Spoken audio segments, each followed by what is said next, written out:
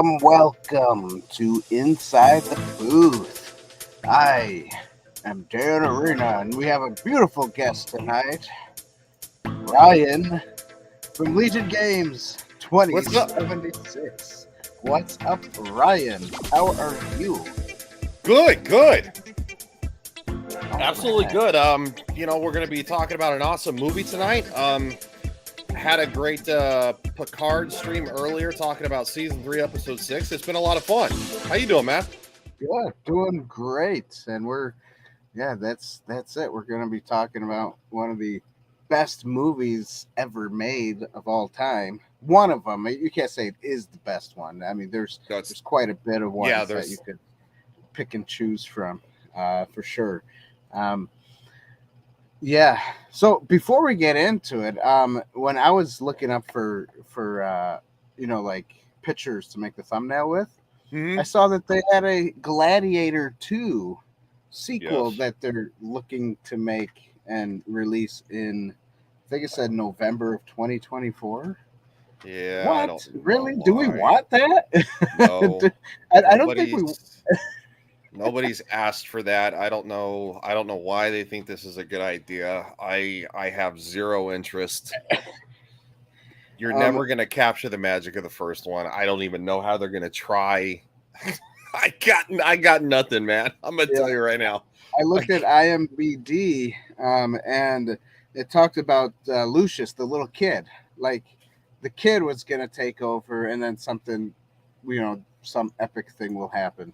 But I mean, how can you top Gladiator, the first movie? You can't. It doesn't make sense. I mean, what so at the end of the first movie, obviously, Lucius he's going to become emperor because obviously his mother is going to rule until he's of age. Like many royal lines do.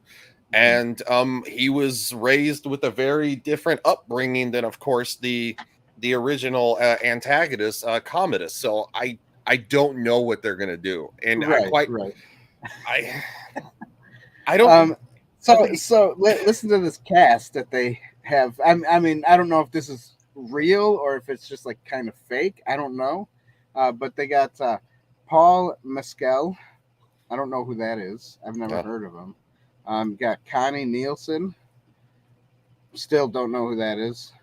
Pedro Pascal. I mean, that would be. I wouldn't like. I don't know if I'd even watch it if he's in it. Why is Pedro Pascal going to be in it? What's he gonna? I don't know. Barry Cohan, I guess his name is. I don't know. It sounds weird. Denzel Washington. I mean, he wasn't even in the first one, so who knows why he would be in this one. Joseph Quinn. And the only one that looks like he's coming back is Jaman Hunsu. How do you say his name? The black guy, Yeah. But still, I mean, that's just, I don't know. A Gladiator number 2 would not make much sense. No, because you only have 3 returning actors. Well, no, 2 returning actors. I'm sorry. Connie Nielsen plays Lucilla, who is Commodus's sister, who was previously in a relationship with Maximus until her father back then didn't really care for him, but he grew to love Maximus later on. That's why he wanted to make him emperor, and so Maximus obviously got married and had a kid, and but yeah, there's only the possible 2 actors coming back from the first. It looks like Gracchus is coming back, the senator who got imprisoned, who was supposed to who bought Maximus's freedom, and then that was imprisoned. So I guess 3. I don't. What are they going to write about? I don't know. What did they get? I don't know. So Corin says that it's been talked about for a long time, but he doubts that it'll come out. Well, let's hope it doesn't. I'm going to cross my fingers it doesn't come out. Right. We don't need this. Right. All right. So, the only thing that IMBD says for this second sequel or something like that says follows Lucius, the son of Maximus, love Lucilla after Maximus's death. That's basically it. But Lucius wasn't Maximus's son, so they would have to throw something in there to try to make it like he is, he is his son or something. Well, it was alluded to the fact that because they had a previous relationship. They had a previous relationship, but no, Lucius should not actually be his son unless they're going to rewrite that. Because Lucilla, she married somebody else, and he ended up dying in battle, and so that's why she's widowed, and Lucius doesn't have his father around. Right. I believe he was actually friends with Maximus. They served together. So so here Corn says, plus there's way too much masculinity in the first one, and movies like that are not allowed to be made now. This is kind of true. It's funny that he talks about masculinity because this is June, and the past 2 years in June, we've been doing Masculinity Month to whatever the whole pride thing, just kind of set it off and make people mad at us. Welcome to Masculinity Month, everybody. you want to see my pride flag? Here, this is it. Yeah, it's the American flag. I saw that. I was going to say, nice job adding the American flag to your logo. That's good. That's one of my friends actually did that. I stream with him multiple times a week. He actually did that first, and he put that there to counteract this whole entire month, because do they really need a month? I mean, I was cool with it when it was a weekend. Like, yeah, it's like honestly, they have their whole life being gay. It's not going to change. Why do they need like a month to celebrate it and make everybody forced to celebrate their gayness? Well, I don't care what they do in the bedroom. Do it at home in the bedroom. Don't tell me about it, because I think it's disgusting. It's not like I go out and flaunt me and my wife in the bedroom, Yeah, it used to be an unofficial thing where like they would have like a weekend and they would have like a parade and kind of like, and that was it. And now it's turned into this whole corporate thing. Much like, if you want my honest opinion, like Valentine's Day, and now they're, all these corporations are trying to sell them all this stuff. Yeah. And I think it's just, if anything, it just cheapens it, because that's what corporations do. But so no, and now I think people are tired of it. Yeah, I'm drastically. Sure. I'm really tired of it. So yeah, I'm what are we? It's the 11th. I was over it probably 10 days ago. I was over it the first day it even came out. Yeah. I was Forget about it. And this comes from somebody who has, I have a couple of family members and friends even from the military that are a part of that community, but they don't even care. They don't care.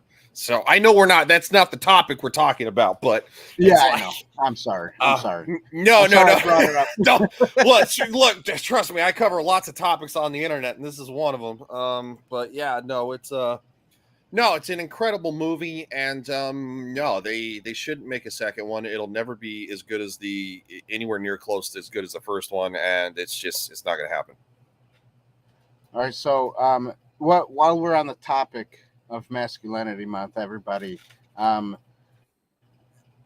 going to show you real quick. Our Masculinity Month t-shirt is called what's it called? Manflix.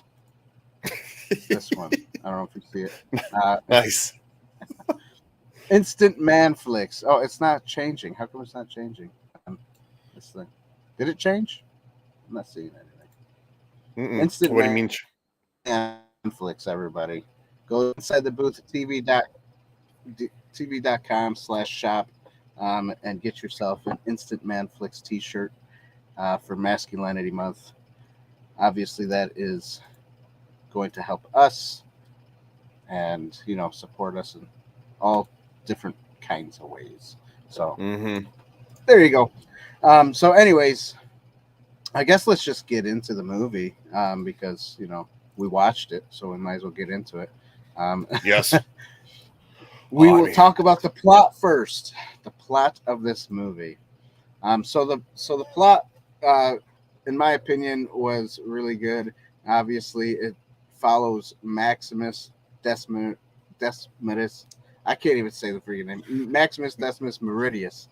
Yep. If I say it fast enough, it sounds right. Oh no, you said it right. Yeah, it's Maximus Decimus Meridius. Yeah, you said it right. Okay.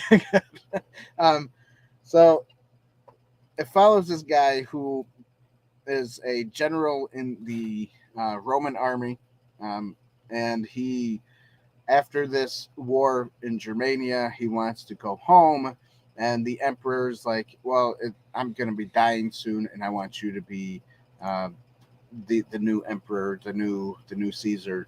And Maximus was blown back, and he was like, I don't know, I have to think about it. And then all of a sudden he tells his son about it. His son kills him, and then this whole thing happens to where Maximus is basically put to death. He gets away, and then he becomes enslaved into a slave trade, and they just kind of trade him out and around, and he becomes a gladiator. And then in the end, he becomes, a gladiator who defies an emperor, and he wins against the emperor. Spoilers, everybody. He kills the emperor, and he dies, and that's the end of that. It was good. It was good. It really was. The era it takes place is, I think it said, 180 AD, with Marcus Aurelius when it started. I don't know what the time period is after that. It must be like 4 or 5 years after. I don't know. As he's a slave. I actually, this movie, I know I'm going off subject again. This movie actually brought on an idea for a movie that I would want to make. And not only did that come out when that came out, this book called Jesus Freak by DC Talk came out, and there was a bunch of martyrs in there, right? And I got to a page 96. For those who have this book, page 96. It's called The Thundering Legion. It's a legion of Roman soldiers that was created by Marcus Aurelius in 174 AD.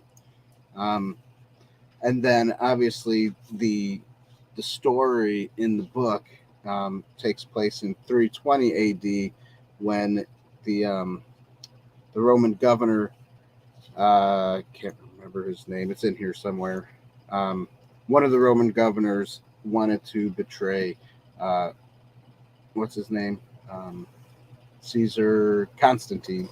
And that became a fiasco. And then the legion in the book in 320, they decided to they became martyrs by killing them in a frozen lake. So it's a cool story. If you can read it, go ahead and read it. And it kind of brought on a cool idea in my head to want to make a movie about it. So my senior thesis was on that, and I made a whole timeline of from 174 AD all the way up to Constantine's reign, and that story in the book. So it was cool. I started the script, and I have it laying around somewhere in my mom's house. So maybe one day I will actually finally kind of put it together and make a full script out of it, and I don't know, try to sell it or make it myself or something. I mean, in today's world, it's with I think it would probably actually be with kind of like the Chosen. They made their own. They made their own. They made their own show, and you know, independent media and films and stuff like that are getting so much attention. I think it would be, easy to. And I think you should make it yourself if you ever get it done. I think it'd be awesome. Don't give it to Hollywood. No, don't give it to them. They'll screw it all up. Yeah. What's up, Mrs. Martin Muses? I know I posted a thing in the community tab because I want to interview. I would like to interview, celebrities, bigger celebrities and stuff. Mm-hmm. And she said that she knows kind of how to do it. So I got to get a hold of her. And she said, DM me. So I will. And hopefully I'll be able to do that. Do a couple of, hopefully one or two celebrities. I know I think you got to pay for it, basically, like pay for their time or something like somehow. I don't know. I'm kind of talking about, what is that thing? It's kind of similar to when they give you like a shout out or something for your birthday. Oh, right. Yeah. Something like that. Something probably. Like that. I think so. So yeah, eventually we'll get there, and I hope to interview them. That'd be fun, Yeah.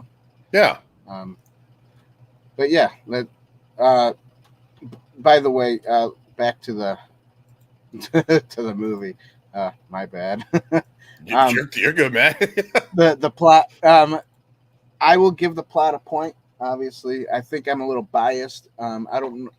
I don't think I know what it would be like to watch this movie for the first time, because I've never, because I watched it in theaters. I watched it, growing up. Mm-hmm. It was one of my favorite movies, so I don't think I would ever know what it's like to watch it for the first time in today's society.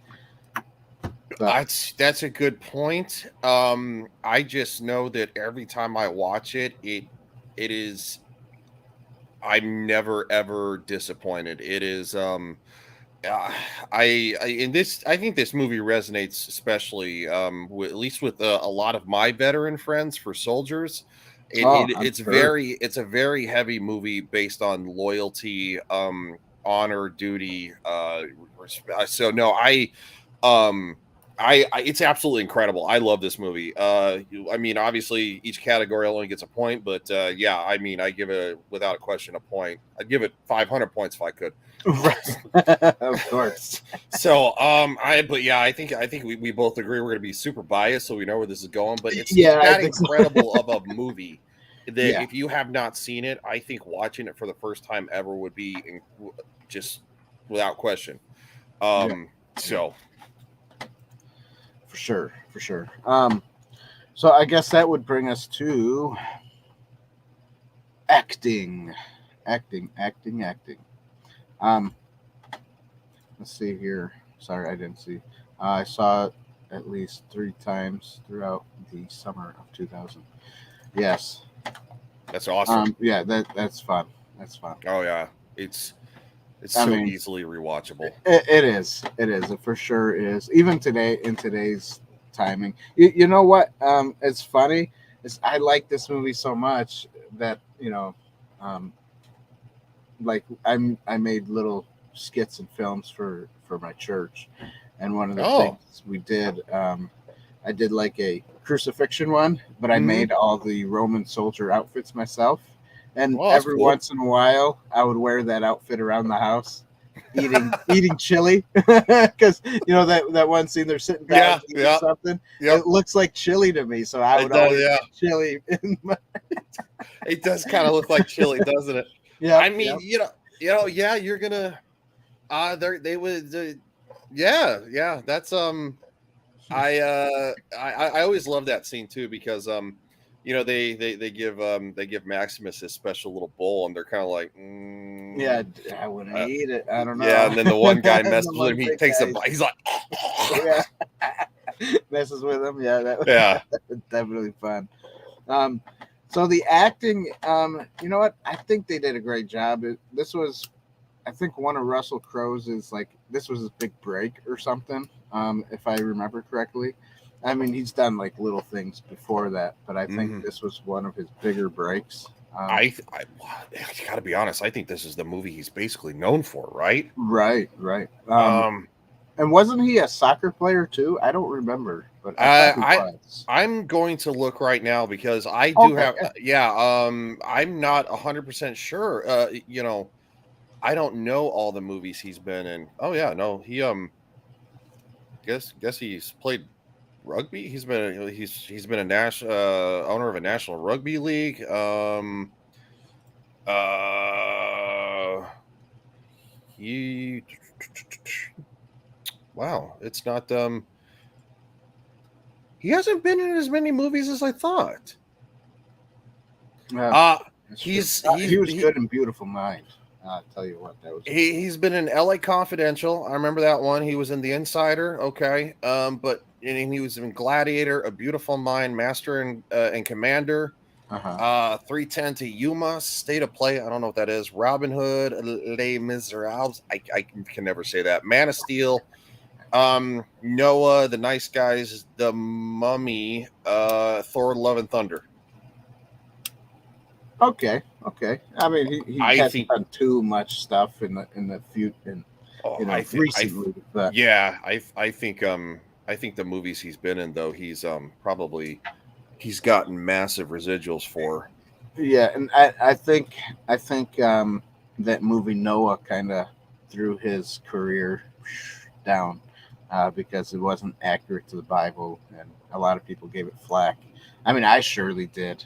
That movie was horrible. I don't think I ever saw it. If you want my honest opinion. Oh, really? Yeah, I don't think so. I'd probably be hesitant to watch anything that Hollywood does on that subject. Yeah. Because other than like I guess Mel Gibson, because he did such a good job with Passion of the Christ, but right, he did. That movie also got its fair share of flack too. Yes. It was considered controversial when it came out. Yeah. So you know what? I'll give acting a point because like I said, I'm biased to this movie. Mm-hmm. I could see some issues with the acting a little bit here and there, but you know what? All in all, it's great. And most of the issues were probably the writing because, it's not like elaborate speaking, and it's kind of good that it's not really elaborate speaking movie because it's full of action. It's like you want to get to the action parts. You want to see what happens to him as he goes along in his journey of being a gladiator. So I'm going to give the acting a point. Also, forgot to say that I don't know how to say his name. Joaquin Phoenix. Joaquin Phoenix. Walking. That's it. Walking. It's like saying walking Phoenix. Yeah. So Joaquin Phoenix. He's in this movie too, and I think he does a great job as the bad guy. He's sure no Joker, but he does get a little freaky in this movie. He's got that pervy vibes. Oh yeah, he's got it down. I also think he's a little bit of a method actor if I'm not mistaken. And usually method actors who kind of like envelop themselves in the role are a little weird.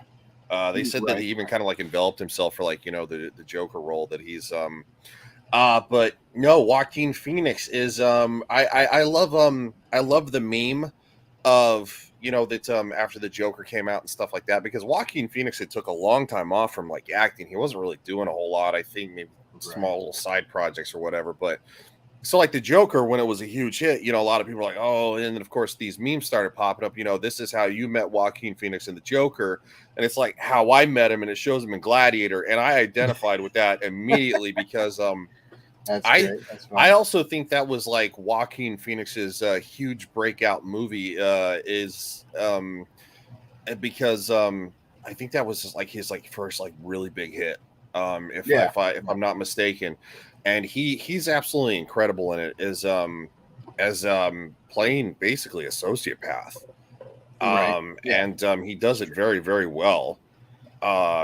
I think I don't know if I'm right about this, but I think he's one of the first actors that I've ever seen with the cleft in his lip. Yep. So that's it's a very, very identifying feature of him. But yeah. I think the acting from Russell Crowe, Joaquin Phoenix is absolutely incredible. I also think that the extras did a great job with the combat scenes. Oh yeah. And also when it comes to military tactics, they do it very well in the arena. Mhm. So no, I breaking it down from that level, I think acting wise, it's very very good. Now, obviously, you're gonna have some nitpicks here and there, but Yeah, of course. yeah, but I think it's stellar. I mean, it won a bunch of awards. That's It did. All right, so from acting, we're gonna hit up cinematography, and this is where I like to talk about cinematography because I like movies. Mhm. Um, so I rewatched it on Paramount Plus because they have it streaming for free for those who are subscribed. Um, and I have the movie, so I don't know Yeah, why. so do I. I don't know why I just didn't throw in the DVD.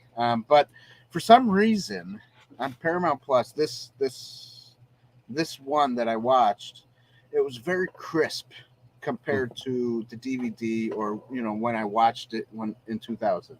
Very crisp. The colors were a little bit brighter and a little bit more saturated. When in the DVD that I have, and obviously in the movie that I watched back in 2000, it wasn't as crisp. It was more like a gray tone. It was more like grungy, in the like in some of the fight scenes, especially in the beginning of the Germania scene.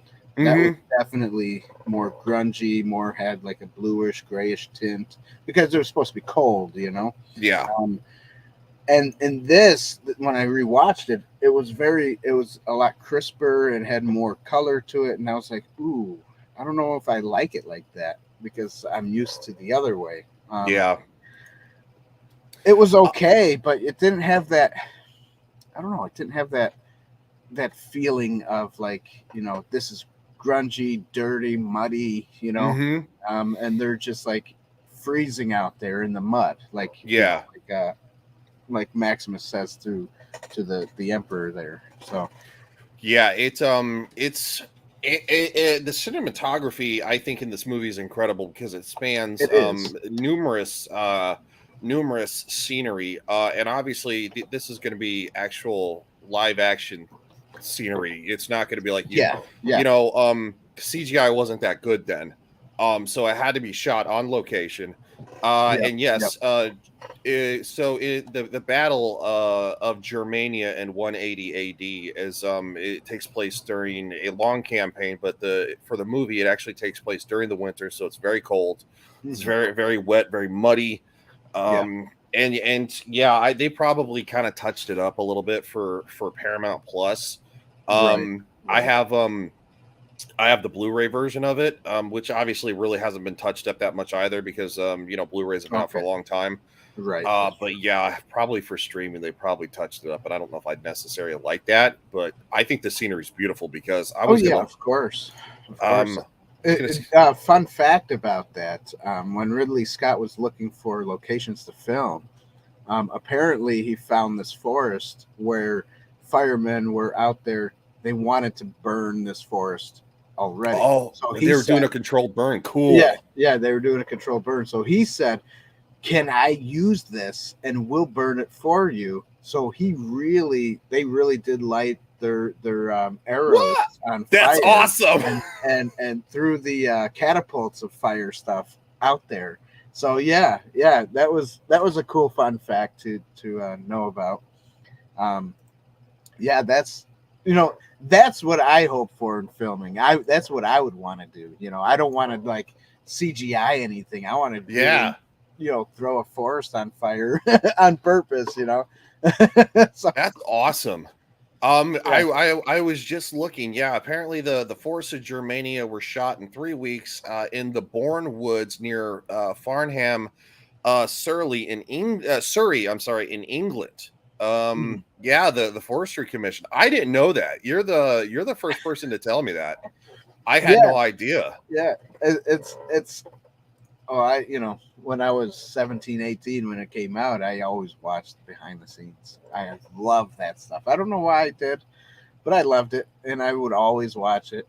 Um, that goes for even like Braveheart and Mm, what is it, Lord of the Rings. I watched all the behind the yep. scenes all the time. That stuff I think Yeah. fascinated me more than the I would movie agree. itself. You wanna hear the irony of the whole entire Lord of the Rings trilogy? Shot on location, as gorgeous as it is. Mhm. All three movies of the original Lord of the Rings trilogy cost less to make than the Rings of Power 10 episode series that Oh Amazon made. wow, And yeah, Amazon it's did mostly horrible. CGI. Yeah, and it And looks the Lord of the Rings films were shot on location. yeah. I don't know. There's just something beautiful about Oh, location yeah, shots. absolutely. They don't do it anymore, and they should. Yeah, they And, should. and and nowadays it's actually cheaper to do that. It I think probably is I because think it's laziness, if you want my honest opinion. yeah, I I think it think is too. the artistry of cinematography is lost. I really do. Mhm.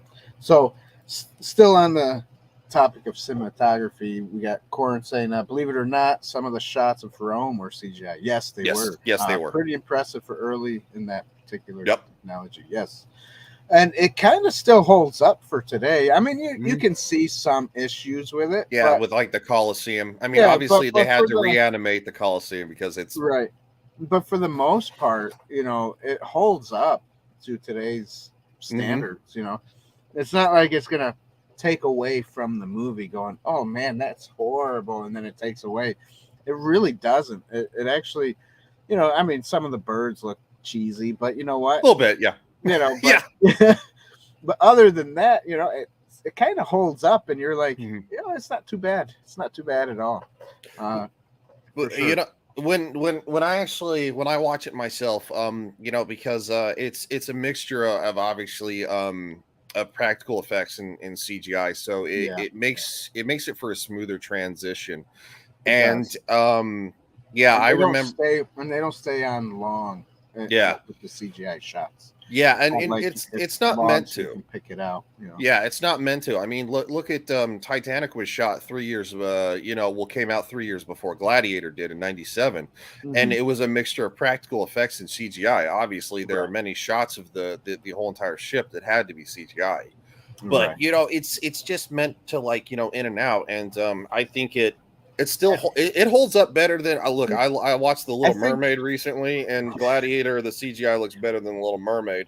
the problem is for today's standards, um, like you said, they're being lazy and they're just using CGI when CGI was supposed to accompany your movie making so Hmm that it helps the movie, like helps the story, it helps the movie along, and it helps the movie. It's not supposed to take away from it. I mean, look at Jurassic Park.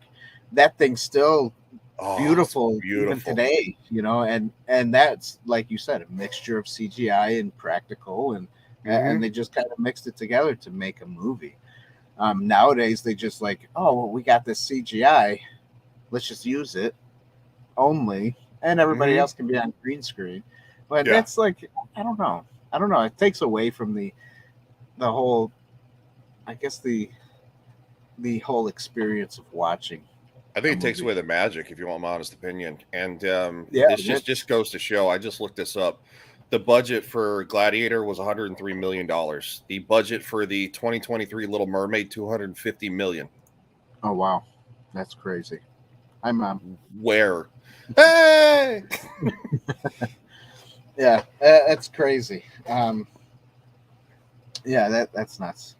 Uh, Oh, but yeah, it's But the beyond lighting was nuts. great. You know what's cool is that the lighting was good. You know the one scene where it's like I think it's morning sunrise or something, where they're sitting out on the balcony and you see the beautiful landscape of Rome, Hmm and it's on Joaquin Phoenix and his Yep. whatever he is, and the sunrise, even though it's coming up, he lit the actors with the same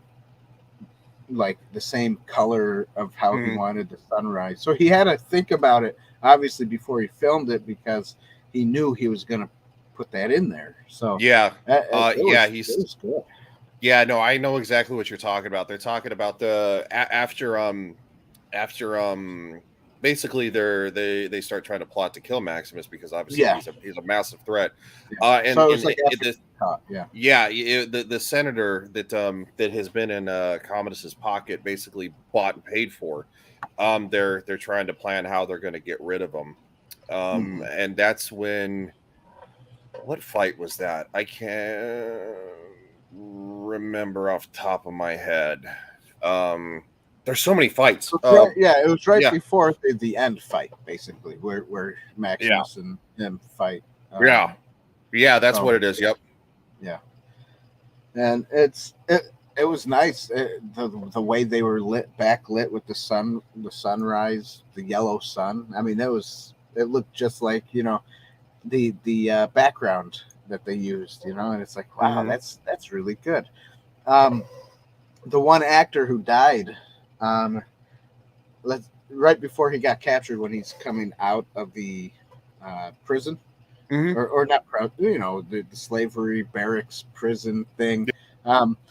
So I guess that one actor that came up and gave him the keys, and he goes, you're in danger of being a good man. He was dead for that film, that shot, and they superimposed his head on another guy's body, and I guess they used Photoshop or something like that. It looks good. I mean, it doesn't look horrible, No, it's yeah, unfortunately that actor did pass away. So it's that's a great job. Well, look at what some of the de-aging stuff they do today. And we always have to compare it to today, because like you have all this technology. I mean, we're literally reviewing a movie on the internet. We don't have a big fancy studio. Neither one of us does. We're literally sitting in our own homes, and it's like what we have today compared to what they have then, and then is so much better. And it's mind-boggling, the difference. And they used what they had, and they did it the best to the ability that they had. It's not like today where everybody's like, I don't want to really do the work, so click a few buttons and and the computer does it itself. And it doesn't come out that good.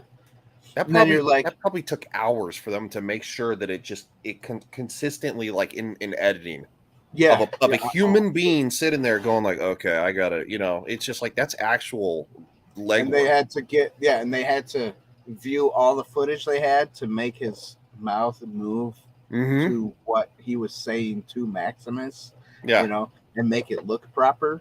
I mean, that's good editing. That's good, work on their behalf, because it's like, wow, man, what the heck? How come how come that's so good? And then today's standards, you got Disney making Luke Skywalker, and he looks funny, and he looks weird. Yeah, he looks weird, and even in the Boba Fett series, he looked a little off. Yep. I mean, yep. Even though it was better than it was in the Mandalorian season 2, but I mean, it wasn't even him. It was somebody else with his face superimposed on it. Yeah, and it was like and a voice synthesizer. He didn't even do the voice work. They used the computer to make Mark Hamill's voice. Like, you got all this technology, and it still doesn't look that good, And it's like, what the heck? No, no, it's so bad. Like I said, we literally looked at the final shot of the Little Mermaid when Ursula gets big, and they have to, she becomes giant, and the CGI of Melissa McCarthy is awful. It was bad. Awful. Huh? Everybody on the panels just like, because like the lightning strikes, and I stopped it, and they're like, how does it look that bad? And and the whole entire movie is like darker, has a darker tone to it, because I think they're hiding the bad CGI. Right. Yeah, of course. It's funny because like even in the trailers to Little Mermaid, the CGI isn't that great. No, it's bad. It looks. They're trying to make it look photorealistic, but it looks very cartoony. They should have just stuck with like a cartoony feel, and that's it. I mean, it would have been way better. But you know, It's some really, people are just it's really bad when the original animation looks better than the CGI animation. It's kind of embarrassing. right. Super embarrassing. Sorry, Disney. Next is going to be the music, the score of this movie, which is phenomenal. But before we get into that, everybody, don't forget, if you love what we do here at Inside the Booth, support us in any way you can by subscribing to the channel, vanquishing the like button, and Want to ring the bell? All right. Ding, ding. And when you ding that bell, you obviously get to know when we post for the next time we post. Sharing is caring. Everybody, just remember that. Tell your friends about us, and obviously we are now monetized. So I'm going to push become a member of this channel. Give us some super chats. And just watch the commercials because that gives us 2 cents. If you skip the commercial, I don't think we get much. But if you watch the commercials, we could get a little bit more. I don't know. That's a good question. Because since YouTube gives you the option to skip it, for the longer commercials, I would imagine you still get the revenue, right? Because you're forced to watch at least 15 seconds. Right. You do, but you don't get as much. I think. Okay. I think that's how it works. You get like a percentage, but you get a whole penny if you watch the whole thing or something like that. I did not. I've never looked into that. That's a good question. Yeah. I don't know. I don't know. I think that's how that works. My brother looked into it, but oh, okay. Well, then if he looked into that, I would be inclined to believe him. Yeah. Yeah. So. Yeah, that helps the channel, guys. We also have a Patreon page. Everything's in the description box below. Also, if you want to follow Ryan on Legion Games or his Ryan Legion Talk, that's also in the description below. Appreciate it. Yeah, no problem. If you want to hear my bad opinions about movies, no, it's the other way around. I have good opinions about bad movies. As my recent review was The Little Mermaid. Oh, nice. Well, some people like it, some people don't. I did see some people liking The Little Mermaid a little bit. Like they liked certain parts, certain aspects of it. I liked certain aspects too. When it was like shot for shot, I was like, okay. And I give the actress. I'm just slight off topic. The actress did great. I think she's a fan of the original one. She tried the best she could, but they changed the plot, and it messed the whole entire movie up. Right. They changed the fundamental story, and it makes no sense. Right. All right. So back on topic, we are going to do the score music of the movie. I always call it a score because it is a score. The guy is making a score out of it. But we also added that / music because some people didn't understand what a score was. I've always heard it referred to as a movie score. Yeah. Yeah. Me too. But the soundtrack, some people would call it too, the soundtrack. Yep. Like Corin says, it's such a great soundtrack. I listened to it over and over again after the movie came out. So good. Yes, the soundtrack was so good, and it still is. I still listen to it every once in a while.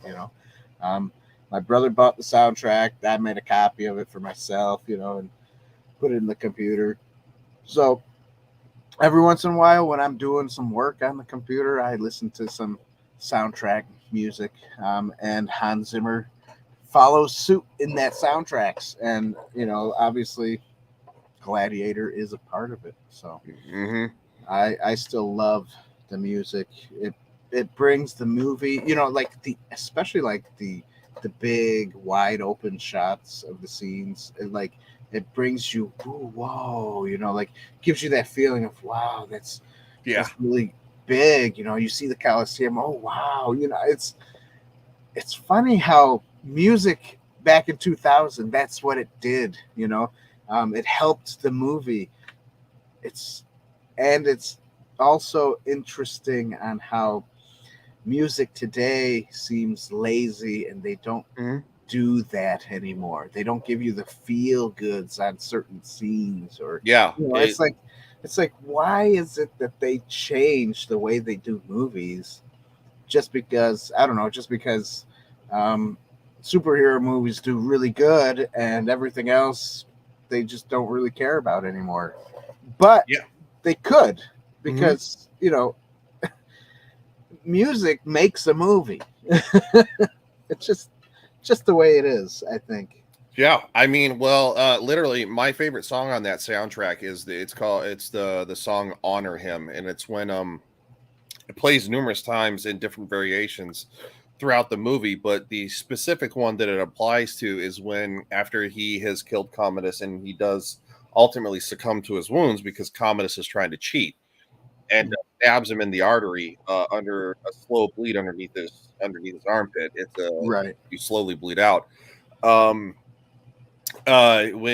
Lucilla says to everybody, he was a soldier of Rome, honor him, and then of course Gracchus steps forward and says, "Who will help me carry him?" That's the theme that plays, is as all of the soldiers who were his men, and as Gracchus and everybody in that scene starts.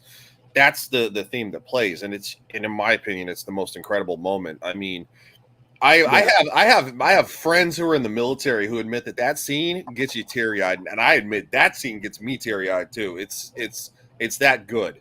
So, and without the soundtrack, it would not be the same. Without the music, yeah, exactly. So music does do something to movies, and Hollywood, not just Hollywood, people that do movies have to, get back into doing that stuff. Music with movies and making it good. Last but not least, everybody, we have the allegory to this movie. And there is a lot of different allegories that you can see in this movie. The one I will go with would be, the sacrifice, I guess. Maximus sacrificing his life to make Rome a republic again. In some of this movie, if you look at it, it kind of goes with what is happening in America today. You got the dictatorship versus the republic, which the dictatorship is the Democrats, let's say. And it's what I mean. Are you saying that there are certain things you're not allowed to say without possibly yeah. No, I would completely agree. It also, the movie drastically weighs off the fact that obviously a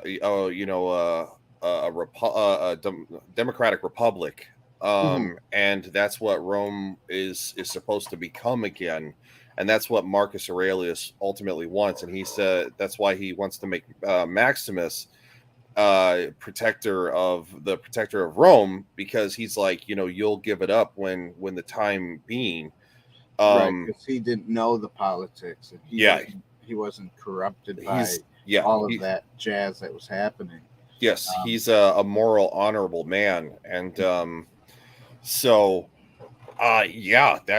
an incredible allegory, because obviously the United States is a republic. We're a constitutional republic, and it is the will of the people. It is for the people, and so that's a great allegory. That's a great allegory for the movie. Yeah, it is. And obviously, we like to throw Jesus in our allegories because we are a Christian believing channel, and we love God, and and that also plays in a part of what happens in politics and everything else like that. Is when you walk away from God and you don't stay humble, your pride gets in the way. Speaking of Pride Month, there's something there. There's absolutely something there. And even the Bible says the pride comes before the fall.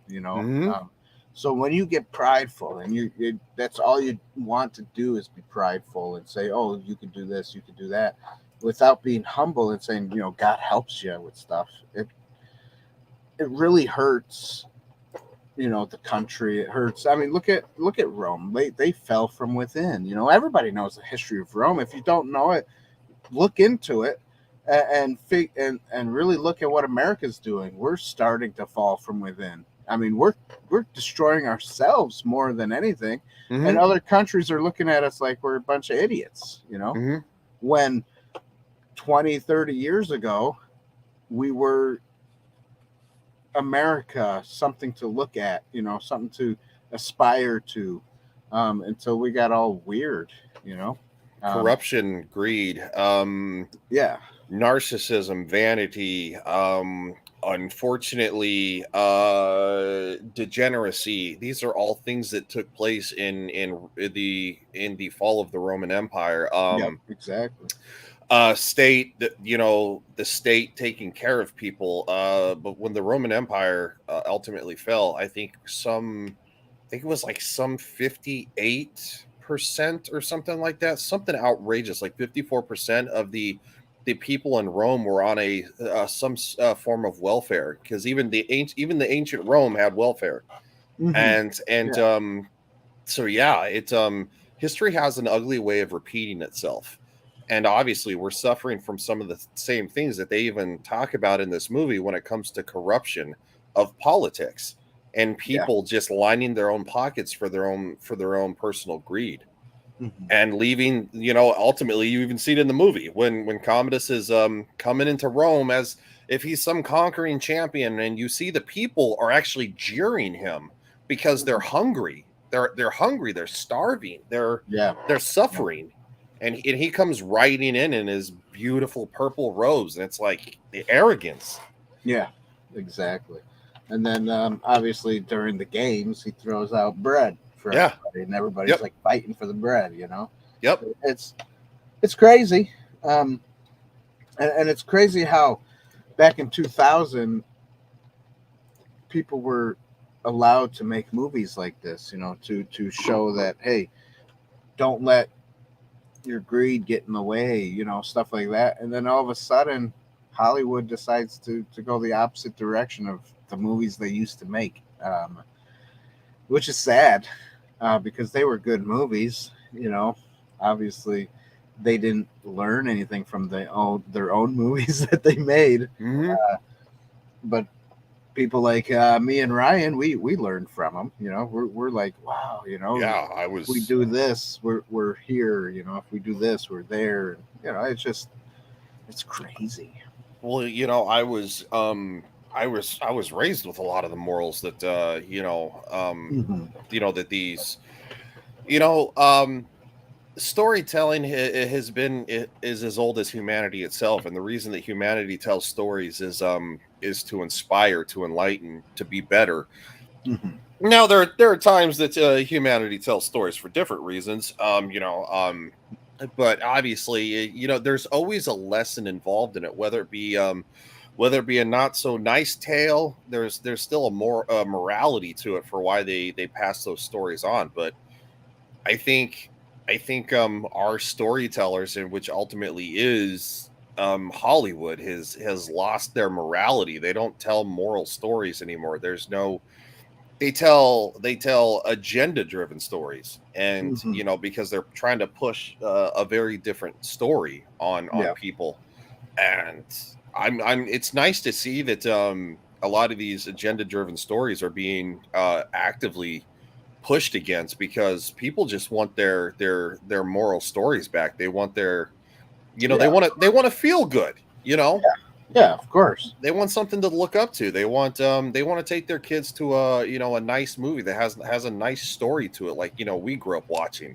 Yeah, exactly. So it's a sense of community. A movie theater in a sense is a sense of community. It's instead of a campfire, like we used to do, thousands of years ago, now it's a movie screen, but people still enjoying the whole entire experience. I remember watching Infinity War and Endgame, and I think those are some of the last movies that actually had a good moral message to them. I know they're superhero movies, but they still did. The audience is silent, or they cheer, or they laugh, and y'all do it together. When Iron Man died, there were people women in the theater that were crying because they loved, Robert Downey Jr.'s portrayal of that character. They felt something for that. Yeah. And sure. I think I don't know. I think it's going to be a good few years before we get some of that back, and it's going to take moral and righteous people to push back against the self-righteousness of basically these agenda-driven stories. Sorry, that's a long-winded way to say there's a whole lot of allegory. Yeah.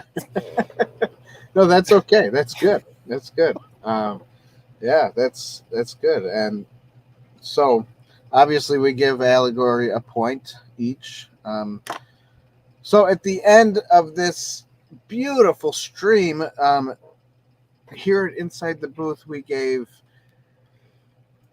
Gladiator a 10 out of 10 points. So we recommend this movie. If you've never seen this movie and you're young, go watch it, Yes. and watch it for, like for what the movie is. Watch it for the allegory. Watch it for the, everything. Watch it for everything. Learn something from it. Let it inspire you to even look into history and how things went back then. I mean, I honestly believe that if you don't watch this movie and you don't feel something, I think this is a movie that easily speaks to everybody. Now, obviously, a younger generation is gonna. It's a longer movie, so you could possibly easily get bored. I don't know, but right. Yeah. It's not like anyway. The story itself is still going to be incredible 20, 30 years from now.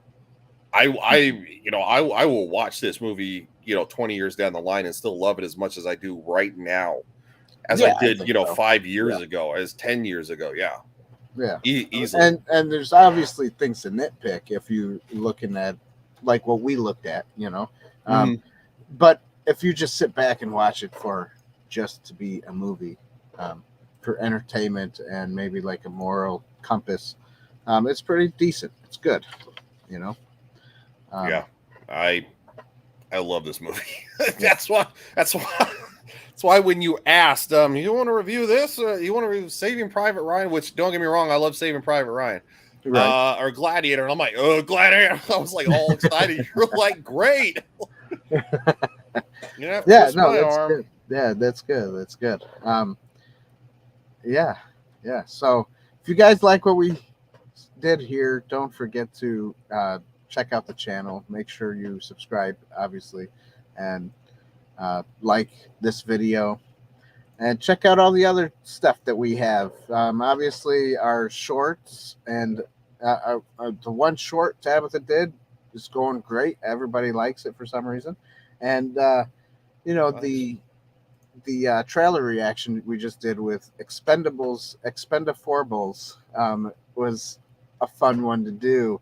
And people are really getting into it, like they're sending messages. We like, sorry for the clickbait, everybody, but you gotta click, you gotta watch. Y'all got a lot of shorts, man. Good for you guys. I admit I have made one whole short and it's so hard to so outstanding. Good for you guys for doing that. It gets a lot of eyes on your content, so and it gets a lot of, it's kind of like the TikTok thing. It's popular with the kids. I'm not the target demographic, so that's probably why I haven't made really any shorts. Right. That's good for you guys. That's awesome. Well, thank you. By the way, everybody, thanks for being here. We'll see you again next time. Love you all. Have a good rest of your night, and we'll see you on Tuesday for girls' night, and you will enjoy it. I won't be there, but it's girls' night. And I'll be in there in a wig. No, I'm kidding. I won't be. Yeah. Nobody ever wants that. But yeah, thank you for being here. Have a good night, and we'll see you guys later. And I got a beautiful one for you. You love it. You know you do.